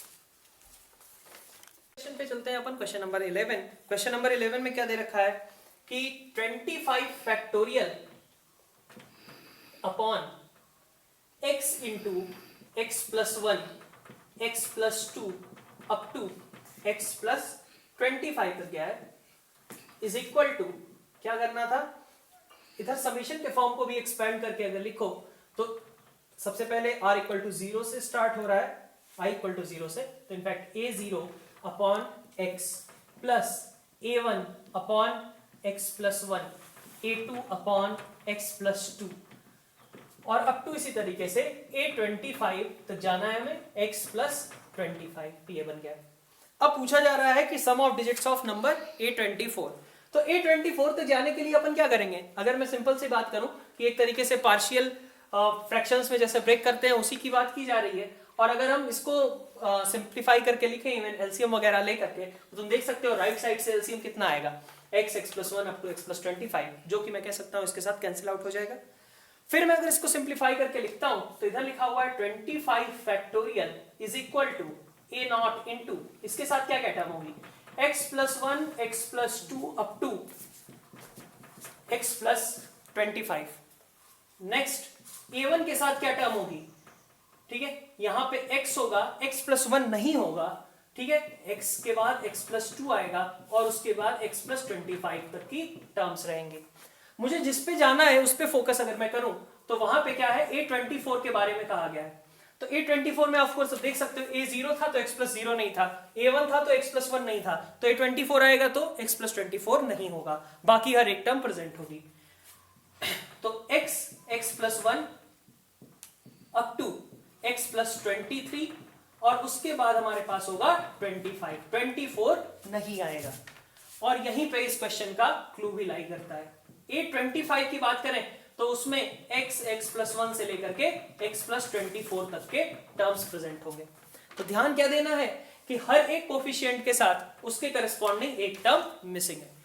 अब मान लो अगर इसको हमें कंपेयर करना था तो इसको कंपेयर करने के लिए अपने को क्या यूज करना चाहिए, अगर मुझे क्वेश्चन के अकॉर्डिंग a24 निकालना हो तो मेरे दिमाग में क्या प्रोसेस होगा कि मुझे बाकी हर एक टर्म खत्म हो जाए, सिर्फ a24 बचा रह जाए। तो ऐसा कैसे हो सकता है, अब सबसे यूनिक चीज a24 में क्या है कि भाई वहां पे x प्लस 24 नहीं है, ठीक है। तो अगर मैं x प्लस 24 मतलब x को माइनस 24 रख दूं, दैट मीन्स x प्लस 24 वाले फैक्टर को जीरो करना चाहूं, ठीक है, मैंने क्या किया, x की जगह पे माइनस 24 रखा। तो x की जगह पे माइनस 24 रखने पे क्या होगा, इसको कोई दिक्कत नहीं है, x भी नॉन जीरो, x प्लस 1 भी नॉन जीरो, सभी नॉन जीरो क्वांटिटीज a24 के साथ आएंगी। लेकिन बाकी टर्म्स की अगर हम बात करें, भाई a नॉट के साथ x प्लस 24 था, इसका मतलब ये पूरा टर्म खत्म हो चुका होगा, a1 के साथ भी था, ये भी खत्म हो जाएगा, हर एक टर्म खत्म होता जाएगा, a25 भी खत्म हो जाएगा, क्योंकि यहां पे x प्लस 24 प्रेजेंट है। बचा क्या रहेगा, सिर्फ a24, ठीक है। तो 25 factorial will be equal to a24 into x की जगह पे माइनस 24 माइनस 23, इस तरीके की टर्म आएंगी, कहां तक, माइनस 24 प्लस 23 माइनस 1 तक, ठीक है। x प्लस 24 तो है नहीं, उसके बाद 25 पे जब पहुंचेंगे तो कितना हो जाएगा, 1 हो जाएगा। a24 की वैल्यू कैलकुलेट करनी थी। अब तुम इसको एक बार देख लो कि ये कितने टर्म्स लिखे गए हैं, माइनस 24 माइनस 23 से लेकर के माइनस 1 तक कितने टर्म्स हो गए, 24 टर्म्स हो गए। दैट मीन्स कि माइनस साइन जो है वो 24 टाइम्स बाहर निकलेगा, फाइनल रिजल्ट कैसा होगा, पॉजिटिव। और 1 से 24 तक का मल्टीप्लीकेशन मतलब कि 24 फैक्टोरियल और is equal to 25 factorial, that means a24 will be equal to 25। तो हमसे पूछा क्या गया था, sum of digits, that will be equal to 7, so answer will be 7। 12th question में दे रखा है कि हमारे पास एक क्वाड्रेटिक इक्वेशन है, एक नहीं बल्कि वो इनफैक्ट 3 क्वाड्रेटिक इक्वेशंस है। a1x² plus b1x plus c1, फिर इसी तरीके से a2 b2 c2 और a3 b3 c3। इनके लिए हमारे पास रूट्स दिए गए हैं अल्फा बीटा, बीटा गामा और गामा अल्फा, और हमें किसी एक रिलेशन के बारे में पता करना है, alpha plus beta plus gamma plus pair wise products plus alpha beta gamma. ठीक है, तो अब इसमें सबसे पहली चीज क्या चमकनी चाहिए हमें? सबसे पहली चीज इसमें चमकने की ये है कि अगर हम अल्फा जो हमारे पास बड़ा वाला एक्सप्रेशन दिया हुआ है, ये alpha plus beta plus gamma plus pair wise products plus alpha beta gamma, अगर उसके साथ मैं 1 ऐड कर देता हूं, ठीक है, क्या कह रहा हूं मैं, 1 plus alpha plus beta plus gamma के साथ में alpha beta beta gamma gamma alpha और साथ में अल्फा बीटा गामा, अगर ये इतना टर्म तो पहले ही दिया गया था, मैंने क्या किया एक्स्ट्रा, इसमें बस 1 ऐड कर दिया। अब 1 ऐड करने से मेरे पास क्वेश्चन क्या हो गया कि ये सिंप्लीफाई होकर के इसको लिखा जा सकता है ना, 1 plus alpha 1 plus beta 1 plus gamma. ठीक है, अब मेरे पास चीजें थोड़ी आसान हो गई। अब इससे क्या बेनिफिट मिला कि अगर मुझे पता है कि a1x² plus b1x plus c1 is equal to 0 के रूट्स अल्फा और बीटा हैं, ठीक है, तो इसका मतलब क्या हुआ कि इसको मैं लिख सकता हूं कि a1x² plus b1x plus c1 can be written as a1 into x minus alpha x minus beta. ठीक है, अब थोड़ी देर के लिए अगर मैंने x को यहां पे -1 रख दिया, क्यों कर रहा हूं ये, क्योंकि -1 जब मैं रखूंगा तो यहां से माइनस कॉमन लेने के बाद 1 plus alpha into 1 plus beta ये टर्म जनरेट की जा सकती है, और वही टर्म का हमें ऊपर यूज करने को बोला गया है। तो मैंने क्या किया, x की जगह पे -1 सब्स्टिट्यूट कर दिया। क्या बना उससे, a1 minus b1 plus c1 is equal to a1 1 plus alpha 1 plus beta, ये आ गया। इसी तरीके से मैं कह सकता हूं कि a2 minus b2 plus c2 कितना आने वाला है, a2 1 प्लस इसके रूट्स बीटा और गामा थे, ये आ जाएगा, और इसी तरीके से a3 minus b3 plus c3 is equal to a3 1 plus alpha 1 plus gamma. ठीक है, मुझे निकालना क्या था, 1 plus alpha 1 plus beta 1 plus gamma, और क्वेश्चन में भी देख सकते हो जो प्रोडक्ट ओवर लिखा गया है, ठीक है, राइट साइड में pi over a i minus b i plus c i upon a i, इसी तरीके की टर्म्स के बारे में बात की जा रही है, और पावर में भी क्या लगा हुआ है, 1/m। ठीक है, तो यहां पे तुम देख सकते हो कि अगर मैंने इन तीनों मतलब फर्स्ट सेकंड थर्ड इक्वेशंस इसको कह लूं, तो इनको अगर मैंने मल्टीप्लाई कर लिया तो क्या बनने वाला है मेरे पास कि a i minus b i plus c i divided by a i, इसका product where i varies from 1 to 3। ठीक है, that should be equal to 1 plus alpha 1 plus beta 1 plus gamma whole square. क्या किया मैंने, 1 2 3 इन तीनों equations को बस multiply करके लिख दिया है। तो यहां से मेरे पास आ गया कि 1 plus alpha 1 plus beta 1 plus gamma is equal to product over i is equal to 1 से 3 a i minus b i plus c i upon a i. ठीक है, रेज टू पावर कितना आ जाएगा, 1/2। लेकिन ध्यान दो, क्वेश्चन में उसने ये थोड़ी ना निकालने को कहा था, इसमें तो 1 मैंने अपने मन से ऐड किया था। तो इसका मतलब जो क्वेश्चन में पूछा गया है, जो एक्चुअली रिक्वायर्ड एक्सप्रेशन है, उसके लिए मुझे क्या करना पड़ेगा, 1 दोनों साइड सब्ट्रैक्ट करना पड़ेगा। ठीक है, तो हमें इस टर्म मतलब दोनों साइड जब हम 1 सब्ट्रैक्ट करेंगे तो हमारे पास करेक्ट आंसर आना चाहिए।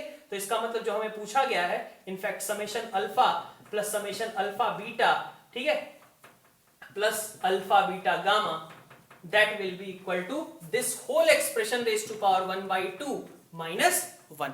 तो अब हमें क्या पूछा गया था, m और n, अगर ये पता है तो हमारा काम बन गया। m हमें कितना पता चल रहा है 2, और n कितना पता चल रहा है -1। तो इस बेसिस पे अपन आगे m² plus n² plus m plus mod m plus mod n ये वैल्यू फाइंड आउट कर सकते हैं। अब मैच द कॉलम पे जाते हैं अपन, जो मैट्रिक्स मैचिंग दिया गया है 3x3 टाइप का है कॉलम मैचिंग। ठीक है, 3x3 कहो या फिर ऐसा कह लो कि यहाँ पे तो 4 रोज है, कॉलम्स 3 है। तो इस तरीके में क्वेश्चंस में मैक्सिमम टाइम्स हमारे लिए बेटर रहता है कि हम ऑप्शंस के थ्रू प्रोसीड करें। ठीक है, और क्वेश्चन भी इस तरीके का है कि हमें क्वाड्रेटिक फंक्शंस की एक एक्सप्रेशन दी हुई है कॉलम 1 में, कॉलम 2 में हमें डोमेन और कॉलम 3 में हमें रेंज दी गई है। ठीक है, तो ऐसा कुछ है नहीं कि इनके रेंज वगैरह फाइंड आउट करने में बहुत ज्यादा समय लगने वाला है, तो इसलिए अपन ऑप्शंस के थ्रू ही प्रोसीड करते हैं। ठीक है, और हर बार वैल्यू सभी के लिए अलग अलग तरीके से आएंगी, तो अपने को ऑप्शन से ही प्रोसीड करना बेटर रहेगा।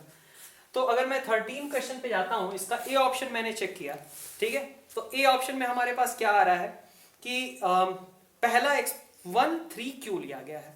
ठीक है, तो 1 मतलब किस एक्सप्रेशन की बात की जा रही है, ए ऑप्शन की बात कर रहा हूं मैं क्वेश्चन नंबर 13 के।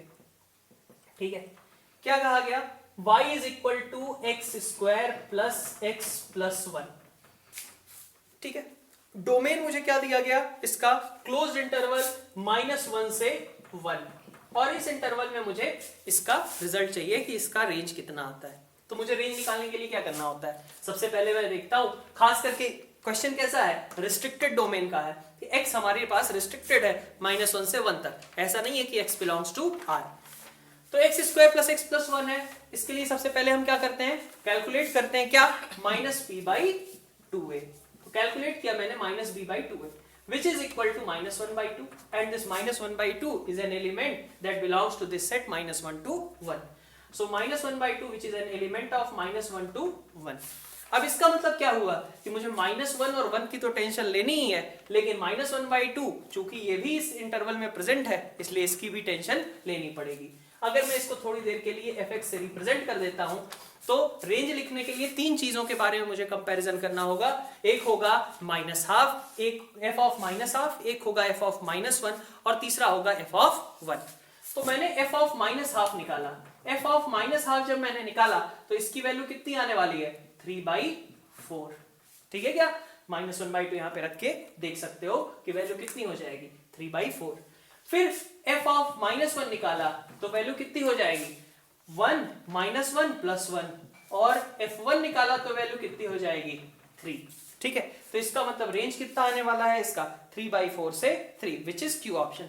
तो हमारे पास बहुत अच्छा क्वेश्चन है, इसलिए सबसे अच्छी बात इसमें क्या है कि क्वेश्चन में तो कुछ है नहीं, और ए ऑप्शन ही जो है इसका करेक्ट है, ओनली 1 है, इसलिए हमें आगे इसको चेक करने की जरूरत ही नहीं है बी सी डी ऑप्शंस को।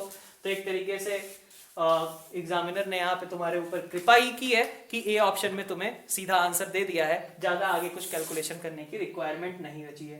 तो इसकी रेंज कितनी हो जाएगी, 3/4 से 3, which will be correct answer. फिर अब इसके बाद क्वेश्चन नंबर 14 पे जाते हैं। क्वेश्चन नंबर 14 में क्या था, क्वेश्चन नंबर 14 में again which of the following options is correct combination. अब ए ऑप्शन पे मैं जाता हूं। ठीक है, ए ऑप्शन पे जाता हूं मैं। ए ऑप्शन में क्या दिया गया, फोर्थ पी। तो फोर्थ की अगर मैं बात करूं तो यहां पे एक्सप्रेशन क्या है, 6 + 3x - 3x²। डाउनवर्ड पैराबोला की बात कर रहा है, इसको मैंने fx मान लिया है। और मुझे डोमेन क्या लिखनी है, डोमेन देखनी है मुझे x बिलोंग्स टू 0 से 2 open interval, x belongs to 0 से 2 ओपन इंटरवल।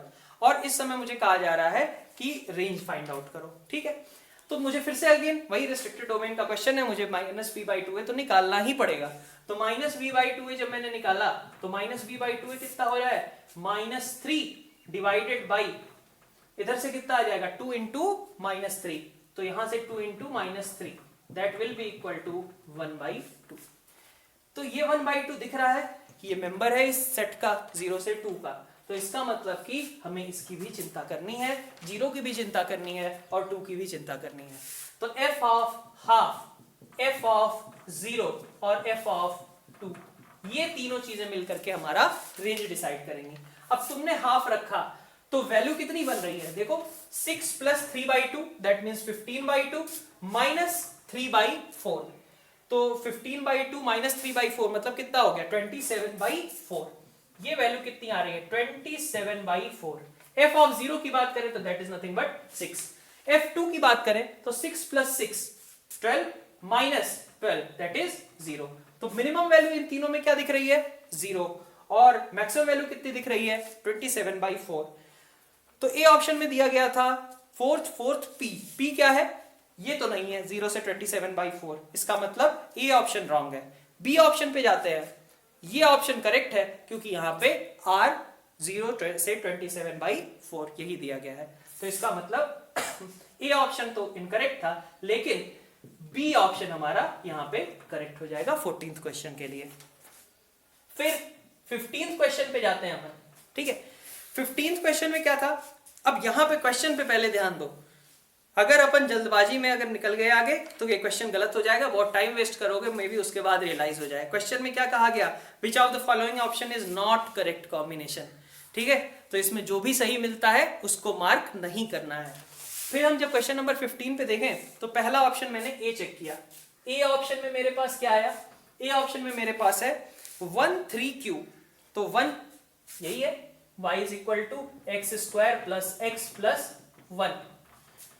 थर्ड दिया गया है हमें domain set x belongs to -1 से 1, ठीक है।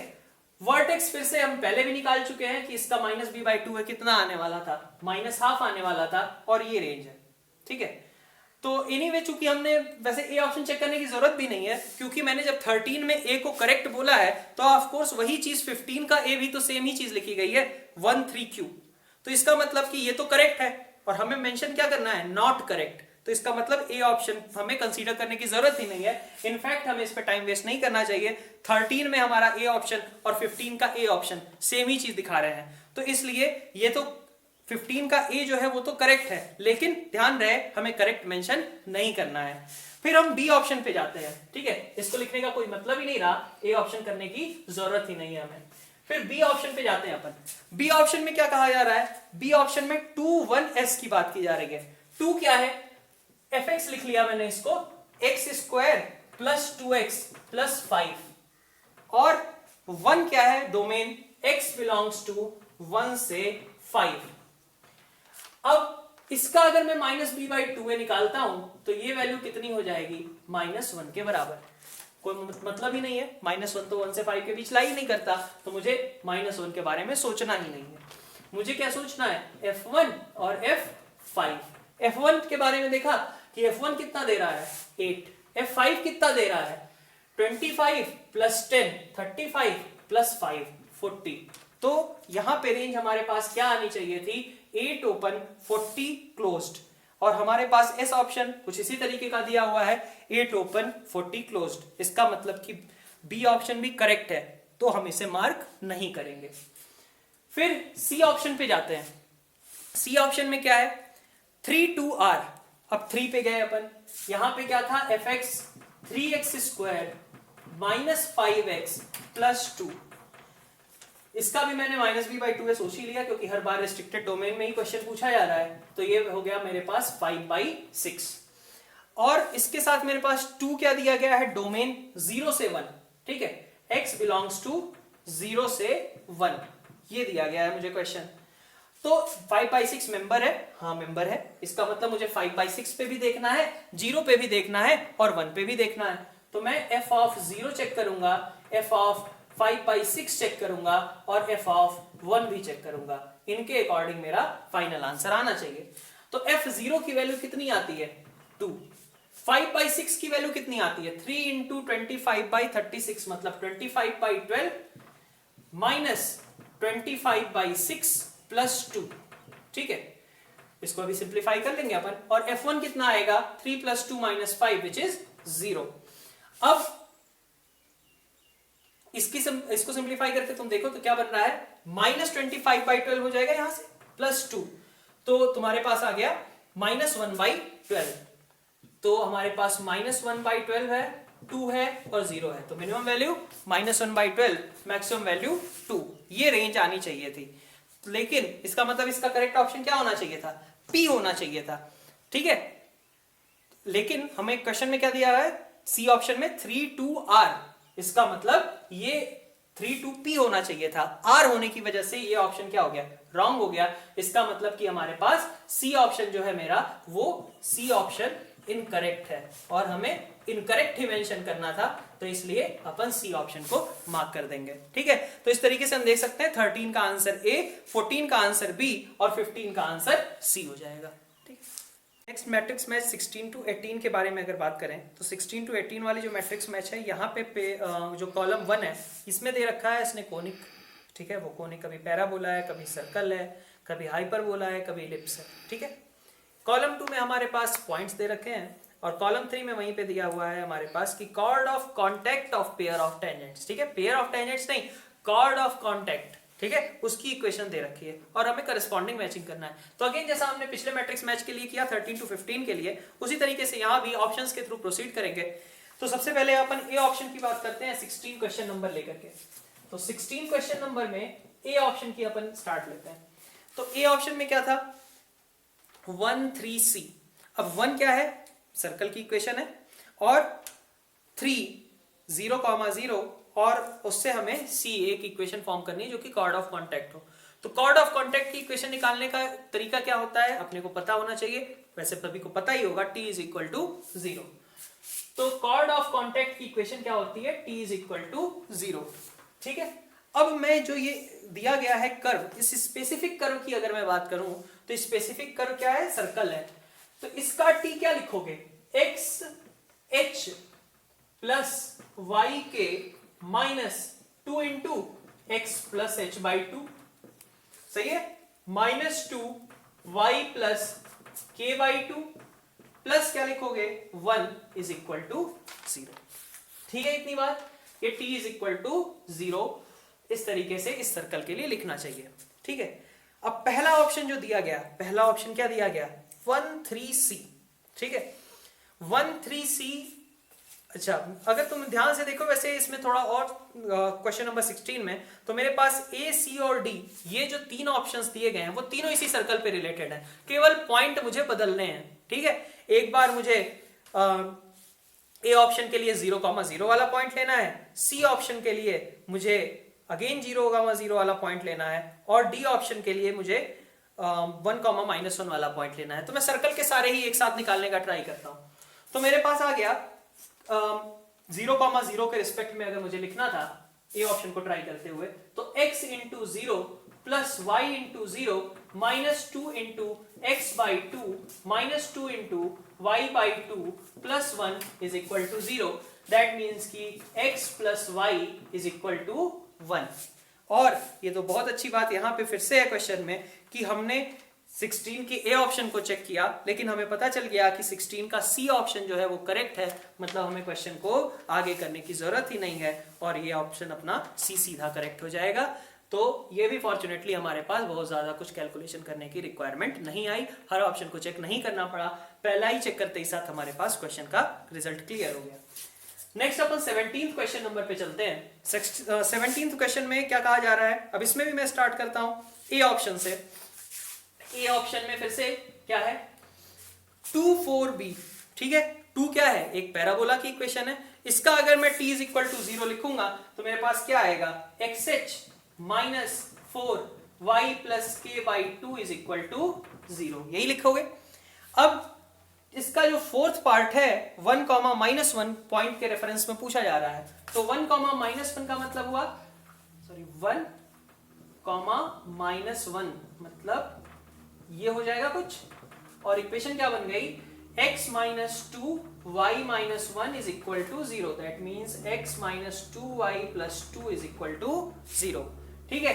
तो ये होनी चाहिए कॉर्ड ऑफ कॉन्टैक्ट। लेकिन देखो 17 के ए ऑप्शन में, तो 17 के ए ऑप्शन में जो सेकंड क्या फोर्थ और फिर दिया है बी ऑप्शन क्या था, x + y = 1, वो तो इनकरेक्ट है। लेकिन वही पता चल रहा है कि सी ऑप्शन तो भाई वही दिखा रहा है जो मेरा यहां निकला है, तो इसका मतलब ये अगर मैं देखूं D option second fourth C वो करेक्ट हो जा रहा है। तो मैंने फिर से यहाँ पे अच्छा रहा, मैं ए को सॉल्व करने गया, मुझे पता चल गया कि ऑप्शन डी करेक्ट है, और इसी तरीके से यहाँ पे मुझे पता चल गया कि ऑप्शन सी करेक्ट है, ठीक है।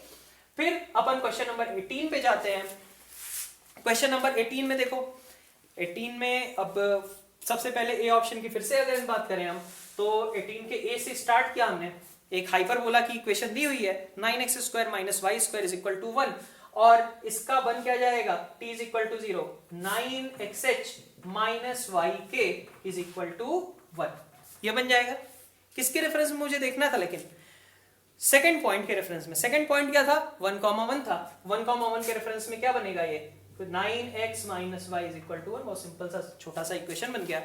और फिर से मुझे पता चल गया कि भाई बी तो इनकरेक्ट है, मतलब 60 जो 18 का ए ऑप्शन है 4th to B दिया हुआ है, तो B तो इनकरेक्ट है, लेकिन 4th to D ये करेक्ट है, और इसकी वजह से मुझे पता चल गया कि यहाँ पे मुझे ऑप्शन C के साथ जाना चाहिए। तो इस मैच द कॉलम के लिए अगर हम कहें तो C, D और C ये हमारे पास करेक्ट ऑप्शंस होंगे। 16th का आंसर C, 17th का D और 18th का C हो जाएगा।